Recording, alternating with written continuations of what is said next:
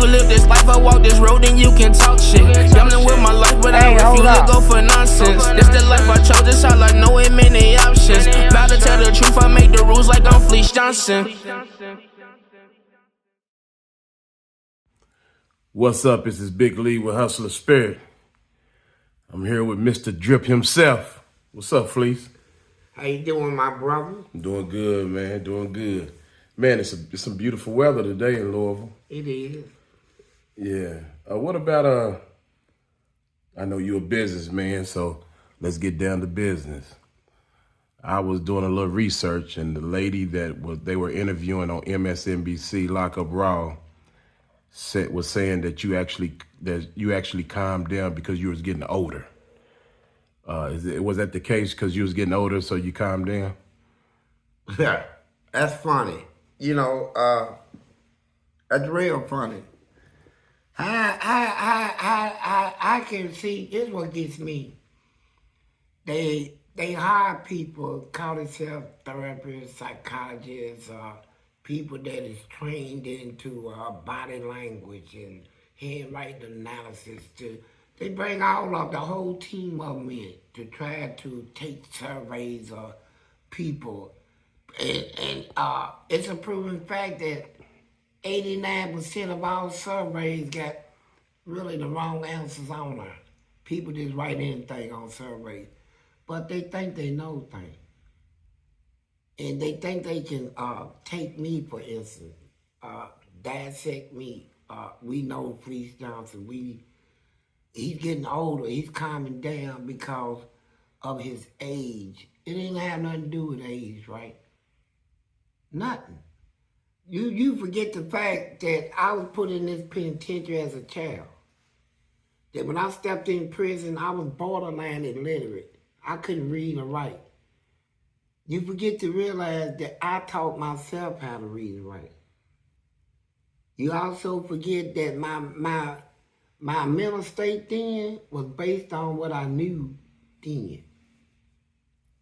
So, it was based on what I knew then. Years later, decades, I'm reading, learning, reading books. I taught myself how to read and write, and I'm reading. I'm doing studies. But what changed me, ain't no man has the power on this earth to make me do nothing. To change me, to make me, if I was so changed, how about this? Before I got out of prison, you want to talk about he's too old. I went out for parole. Walked in there, and before they started talking, I cussed them. I cussed the man bad, the parole board, kicked the chair over. They came and told me they gave you parole. So, technically, I fought to the last day. Yeah. Now, what calmed me down mentally was no form of punishment. You know, if you punish me, I'm going to punish you. That's how our fight was in that prison. Read my book. You know, I fought them every time they fought me. And they fought me every time I fought them. So we had the wheels turning like that. And it turned all the way to the last day. Even right here on the streets, I could still feel them trying to fight me. You know, all this going on the internet and all of this, that's me fighting them back. The why, it continues. And the age I'm 66 and I'm still fighting. You know, I'm just fighting on different principles now. But it was God that changed me. God, literally, a God that I once believed didn't exist, made up story, changed me in that penitentiary. You know, hit me with dreams and visions and nightmares. Put so much fear in me and show and reveal things to me that I cannot say is a dream. When you see things done before your very eyes, you know, and you're not intoxicated, ain't never had a history of hallucinations and seeing things not there. When you ain't had none of the history of that and you ain't on no narcotics or drugs, you're a sane man, sound man, and you see something right before your eyes, while your eyes is open. How can you say you didn't see what you saw? See, God... You weren't hallucinating just from... Look, I never had a history. Lack of sleep? All my life, 5 hours to 6 hours of sleep was sufficient for me through my whole life. It still is. Out here on the streets, I done worked 16-hour shifts like they wasn't nothing. And ready to keep going. So now, it didn't have nothing to do with it. It's exactly what I said. I was shown something, and I can't say what I was shown I didn't see. It changed me, scared me. It changed, calmed me down in my attitude. And people would say, since God revealed so many religious things to you, how come it didn't change you? First of all, I count the attitude better. Well, you mean you didn't want to believe it? No, I can't, like I said, I believe what I've seen in her. Every thing I can't say is a dream. It's a dream, man. The point I'm making is this.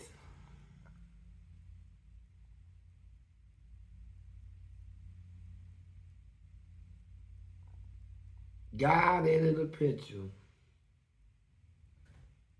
and changed me, and I didn't want to change at the time, but I was scared. I was scared into change. And yeah, that fear is still in me. And so I changed my whole mindset. So if you know me how I was then and compare that to who I am now, even though I still cuss and, smoke weed, whatever. But if you was to take the person I was then and compare it to the person I am now, you would say, hey, a miracle has been done in my life. You would see me almost as a saint. I was that bad. And even now, I still have, some issues. Not nowhere compared to those issues. So it didn't have nothing to do with age. Because right now, I'm at the age I am, but I didn't mature with my age. I aged quicker than my maturity to keep up with the age. So when I get out of prison, even though I'm in my 60s, I'm still on the mindset like I'm in my early 20s, 30s. I'm not in the age bracket as the 60-year-old man because I didn't mature with my age. One went farther, faster than the other. I aged quicker than my maturity. So I still got that mind frame in me. And yeah, I can still fight war, go to war, all this stuff, right? But with a little maturity that I did reach came through reading. When I learned to read and read books, all the famous authors. I read all the Sidney Sheldons, all the Daniel Steele, Harold Robbins. I read all the cowboy westerns. I read all Mac Bolan's. I read all the books that by black authors. I studied history. I studied churches. I studied the root of all religion. I had studied all religion. I ain't say read it, studied. And I had over 40 years to do this, right? So is it safe to say that if you would have never taught yourself how to read, that you wouldn't be out in the free world right now? Because you said the Bible, reading the Bible and believing in God is kind of what. well, I never thought I was going to enter the free world. I know I was fighting battles. Now I'm talking about just a Monday morning quarterback, just to look back on it. If you would have never taught yourself how to read and I write. probably wouldn't even live. I was in borderline illiterate, man. Only thing I knew how to do is fight. And they said, why is he fighting? See, I'm going to tell you what happened. I saw a guy when I was 17 years old when I entered Eddyville. But I was, at the other prison, I came and turned 16. Mm-hmm. But when I hit Eddyville, monstrous, where all the serial killers and the worst of the worst is at. You say Eddyville is where they sent the people that got in trouble in the regular prisons. No. Eddyville was a place that they were seeing you based on your record. Your in-prison record. Yeah. Now, they had a system set up down there where the white boys were slaughtering the blacks. So when they need some slaughter meat, they'll contact the prison center some. So they'll choose, and people used to cry, man, please don't send me Eddyville, please. They'll snitch, they'll tell. So this is where I'm at. And I saw this guy get in a fight, and that guy knocked him on the ground, and he stomped and kicked and stomped, and I'm watching his head pop up against his thing while dude's kicking him. He kicked him up out of her, kicked the life out of him. Now, that right there was so brutal and traumatic to see to me as a child. I told myself, you know what? Never. I'm not going to let nobody ever get me on that ground. I'm never going on that ground. So, every time I get ready to get in a fight or whatever, I remember that scenario, man.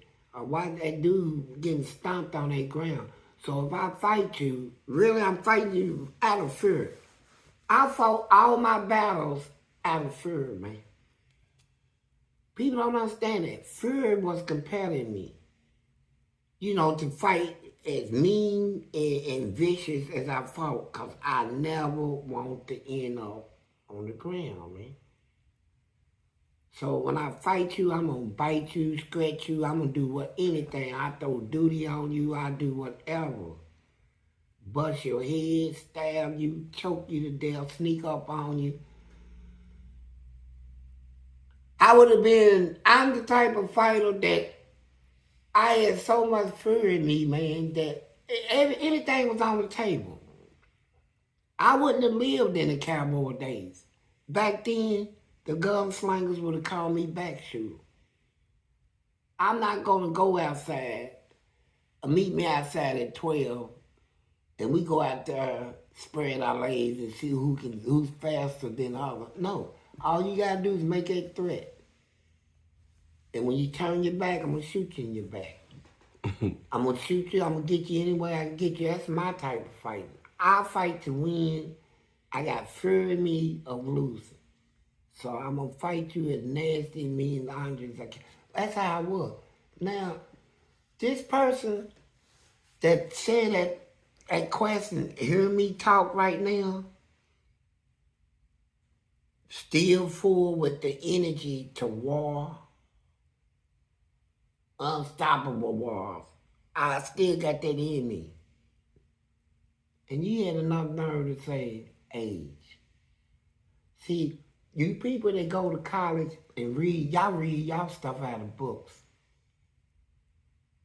What you read out of books, I experience in real life. You know, so y'all think y'all can do a study of psychology one-on-one or whatever, and make a go in front of some people and give your point of view. Supposed to be based on you claim facts. It's not a fact. It's stupid. You know, just like you, I can battle right now 40 more years, non-stop, day for day. 40 more? If it took 40, if I lived 40 years, okay. Yes, I could. I could fight you till my last drop, man. Age ain't got nothing to do with it. People, what changes people is an experience. They will things people experience. They will experience something that will give them no alternative but to change or to keep experiencing what they don't want to keep experiencing. So, I can fight them people. I can fight right now. So, you know, whoever this lady is, she don't know what she's talking about. Whoever marked A on her little thing should have just gave her an alpha. I think she was the warden at that time they did it. It was a female. Oh, man, I know who you're talking about. Now, the person he's talking about, let me tell you about her. The warden, it wasn't nobody but Nancy Doon. I think it's her name. Yeah. Nancy Doon, the same warden that used me to become a warden. She had to do favors for me. I did favors for her to get her into that position. What do you mean, favors? I think you might have talked about it before, but go ahead and address it. I was so popular in the prison system. You know, I was the major problem to the corrections department. I'm the one that is fighting them every day, by myself, in segregation, in general population, wherever I end up in, you got a battle. You got me to deal with. I fought them in a court, won a $200 million. They wanted somebody to calm me down. They have people come in all the time. Hey, how you doing, Fleece? Yeah, can I interest you in joining some programs? I said, no. Hey, look, it'll be a benefit in for you. If I can get you to just lay down for 90 days, let me tell you what they're going to do. I get promotion, true enough. It's something up for you. You know, if I get this position, I'm going to help you. And I help people. You know, I have them, a lot of, two wardens became wardens through me. Senior captains became senior captains through me. Coming and talking to me, and I make a deal with them. I'm going to lay down. Making it look like they done did this incredible job. Yeah, they get the credit for an incredible job. You lay down and man, nobody could, right? And when they get that position, you know, they owe me favors. Now, Nancy Doon, the lady made that statement. It's weird. How she could say that, with age. If that was true, that age is the difference that might get people to lay down, what age was she? Why didn't it work with her?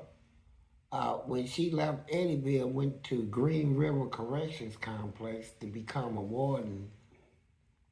Oh, next thing I know, she ain't working there no more. She went in there and had a sexual relationship with inmates. The warden from Eddyville did? Yeah, got caught. It's documented. I don't reckon she got fired. She got booted out of the correction system. Came out of Maryland State University, you know. I took her to that position, and she messed it up. So how can she even make a statement concerning anything? She needs to first, using principles on herself, let the age make her stop doing the whorish things that she done, right? And stay out of my life. So Nancy, what's her name? Nancy Doon? Nancy Doon. The warden that was on MSNBC when they interviewed her, when they had you on there. Nancy. You helped her become a warden Yes, I at did. Eddyville. Yeah. And she did favors for you because of it. Yep. And then she transferred to Green River. As head warden. And started having sexual relations with inmates and got busted, got caught. So, and because of that, she got fired. She didn't give an ultimatum to quit. resign or anything. No, she got fired. So that's it. And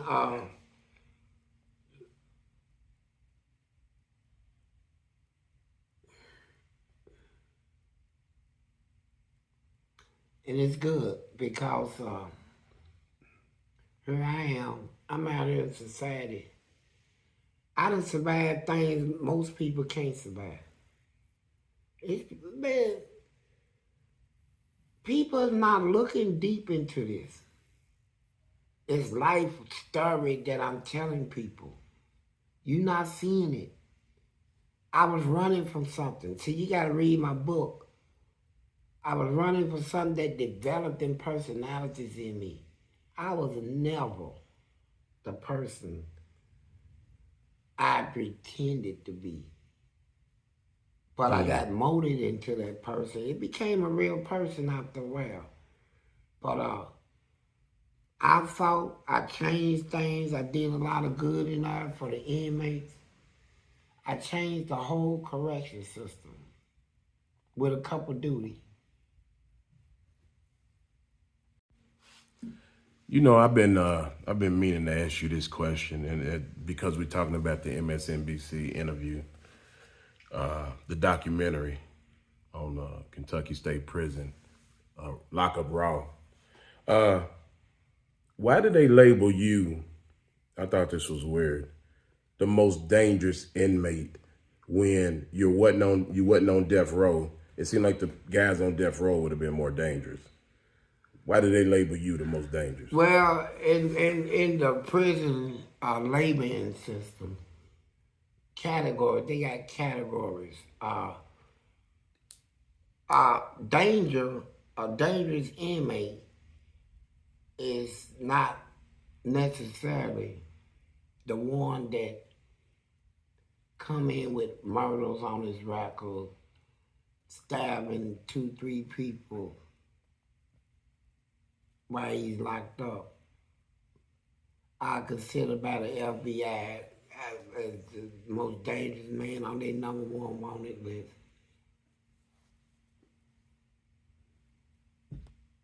The decision to classify people is based on more than just one thing.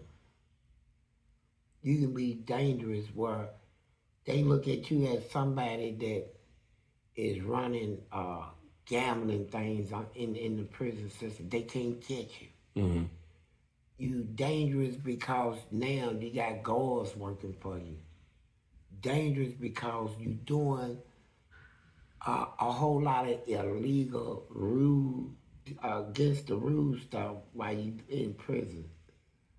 And you defiant to the system. You know, you fighting them. You throwing duty on them. You having fights with inmates. You stabbing people.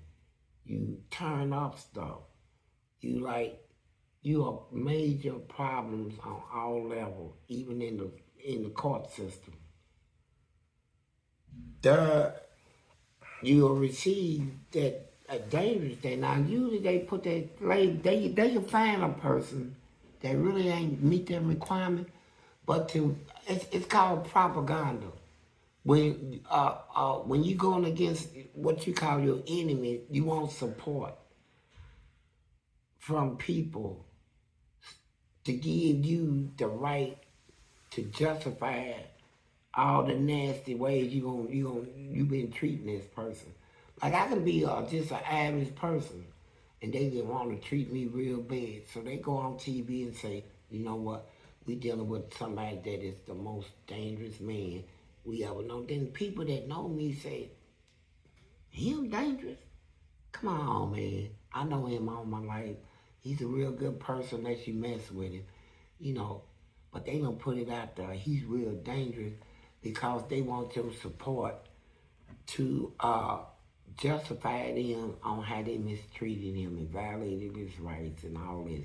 We did all that because he's dangerous, try to make people respect that.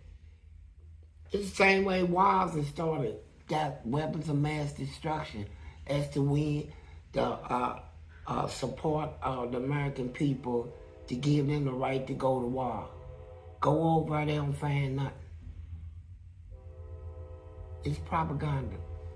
You know, people criticize other people to win support from a mass of people to implement things that they'll go along with against this person.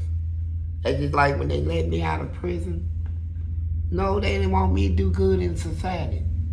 They want society to say, we are putting an animal out here. This man is a booty warrior, but it's more important than water than him, butter, food, anything. This man would rather coming up, he don't want your wife, he wants your husband's booty. Your husband. He want his butt. Him, your uncles, and your brothers and them. And the ladies be thinking he want them. No, he want the dudes. They want people to believe this.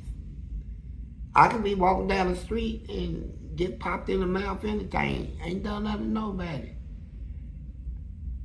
That's what they thought they can generate. But, you know, people know me. So, and I get respect. So, I carry myself like that. So, that's about it. The only way I can answer it. With the time you done in institutions where people's telling you to everything that you have to ask for permission to do things, or they tell you exactly what you need to do. How have you been dealing with that in your free life? And how long did you deal with that type of program? Well, first of all, this it came about, this conversation dealing with this topic, because people was curious about me.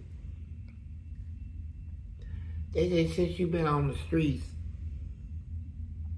you had people make decisions for you. You had a wife that could tell you when to come in the house, go to bed, wake up, and do this and that, and you go along with it. Man, stop going along with stuff. Stop doing this, stop doing that. Are you a pain freak? I had to hear all this since I've been out. I already know how strong I am. First of all, I could have told anybody. I went 21 days without eating. In my life? What's the longest you went? I done been through things that normal people has not even a tip to go through. So I know my strengths and weaknesses. But here's what I tell them.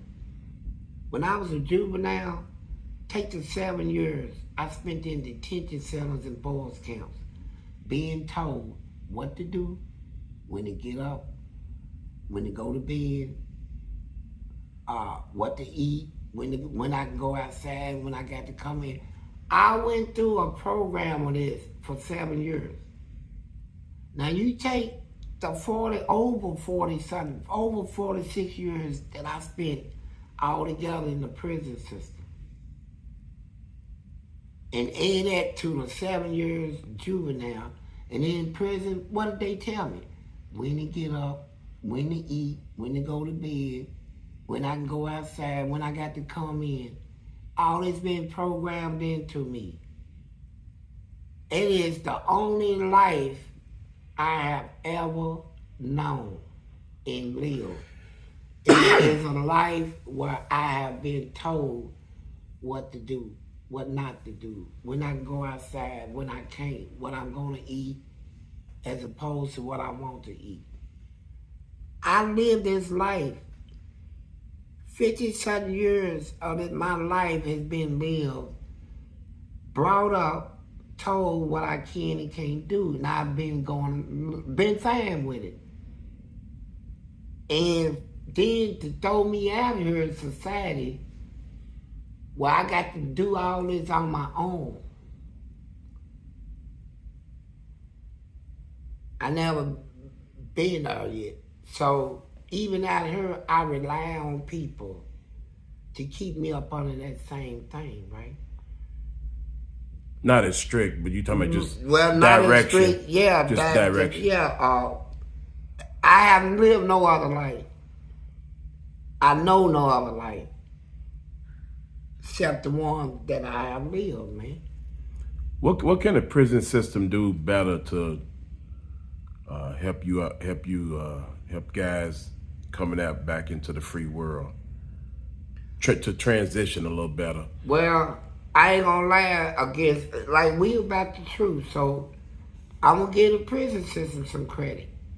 So I'm not gonna just have people thinking, man, our prison system got college courses inmates can take and get credits and get a degree.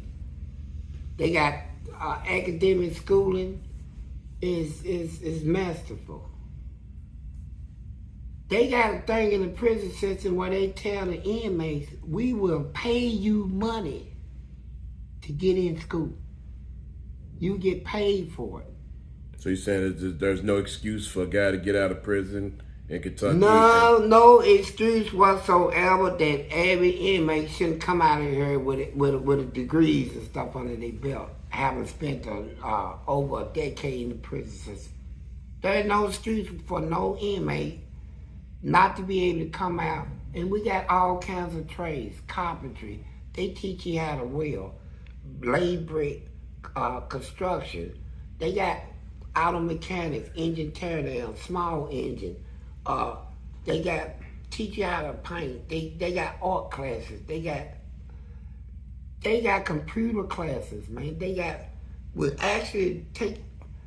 can learn a lot of stuff. Electrician. The prison system offers these programs, and in prison they free. And they'll pay you to get in these programs. Did you get in it? Yeah, I got in carpentry, and I didn't complete it, and I got into heating and air conditioning. I got a certificate. Forgot everything I knew though. But that's crazy. Forgot all of it. I don't know one thing about it. Only thing I know is BTU. That you put it in. I don't forget it. What you even put in it now? Freon air freshener. I don't know what. I forget, man. But here's the point. You got prisoners do exactly what people do out here on the streets. When people say, go get a job. You get a job yet? And they be like, yeah, I don't know. They rather go play basketball in prison. You see all the inmates playing basketball, running around, sitting around, cracking jokes, and getting on the phone, running everybody's bills up on the street, getting on the phone, and not applying themselves to no education. No, and they got respect for all religion. The Muslims, all of them, they got their own thing. They got volunteer people coming all the time. They got people that will assist you. If you want to really come out of prison with that up here, and it's free. It is free. That education is free. And they pay you, but don't know inmates want. They want to walk around, fight, cuss, talk all that rapping and sagging their pants, getting their little booty poked in, running around sucking things, They rather do all that sexual stuff. So how did you maintain the mindset of after you did that 12 years in a hole to actually get your GED after you got out? Well, I did 12 years in solitary confinement, and I fought every day. And so they tortured me. They took me through a whole lot, right? They tortured me, waterboarded me. It was brutal. But I kept fighting. And when the day came when I get out of the hole, I said, you know what? I got to slap their face with this one. Everybody thinking I'm going to get out of the hole brain dead. I went right in school, got a GED. Yeah, passed the GED. Just to let them know, hey, ain't nothing wrong with my man, bro. What did people say after you got your GED? They looked at it like it was a miracle. Man, they threw me a party in the penitentiary. You talking about a party, people was like, man, they couldn't believe it. How can somebody do 12 years in a hole, get out, go get a GED? Man, everybody, even the officials are joined in on the party. You know, hey, congratulations, Fleece. Hey, I got hundreds of people running up on me, giving me hugs, congratulations, man, we're going to throw a party. I can't believe it. Because people was talking about, you know, I laid in a hole throwing duty, turn up everything, fighting every day, being chained to the bed, mace, gas, hit with electric shields. It just, and then I get out of the hole, go in school, and get a GED. Now check your school thing out. I didn't go to school and let a teacher teach me nothing. I had an inmate to bring me some GED books, the pre-GED books, the ones that you take preparing for the GED. With the little pre-test, practice test? Yeah, but pre-test is all included inside the book. I mean practice test. Practice test, yeah. And so I took them and studied them. And went in school, got my GED. So I taught myself. Ain't no teacher taught me. Now, ain't no school in this country world can say they taught me. I taught me. Now, that's remarkable.